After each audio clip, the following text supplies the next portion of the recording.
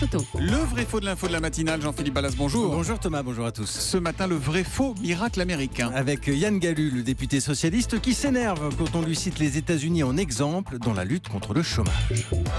Entendre une autre petite musique que votre musique ultra-libérale qui va sur les systèmes américains. Il y a tellement de gens qui sont sortis des statistiques qu'il y a autant de chômage qu'en France. Tellement de gens sortis des statistiques aux États-Unis qu'il y a autant de chômage qu'en France. C'est ce que dit Yann Gallu. C'est vrai ou c'est faux, Jean-Philippe? Je dis faux Thomas, je vois où Yann Gallu veut en venir, mais la formule est quand même excessive. D'abord les chiffres, le taux de chômage aux États-Unis officiellement autour de 5%, même 4,9% tout récemment. Ce n'était pas arrivé depuis la crise de 2008.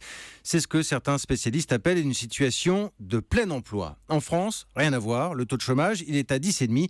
C'est plus du double. Bon, 4,9 d'un côté, 10,5 de l'autre. On vous écoute et on se dit qu'il n'y a pas photo. Oui, sauf que les résultats américains sont un peu en trompe-l'œil. Et c'est là où il est possible de rejoindre en partie ce que dit Yann Gallu. Deux choses.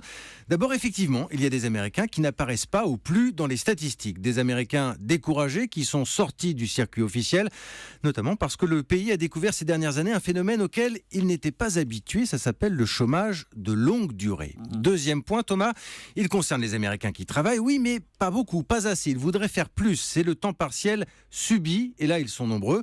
Au final, si l'on additionne toutes ces catégories, oui, le taux de chômage augmente. Et du coup, là, on se rapproche de ce que dit Yann Gallu, non? Oui, on n'est quand même pas au même niveau que la France. Et puis surtout, le chiffre que l'on donne, nous, chaque mois, il concerne les chômeurs de catégorie A qui ne travaillent pas du tout. Et si l'on est un peu cohérent, il faut donc ajouter les catégories B, C, travail partiel. Et puis tous ceux qui sont sortis du circuit, il y en a aussi chez nous.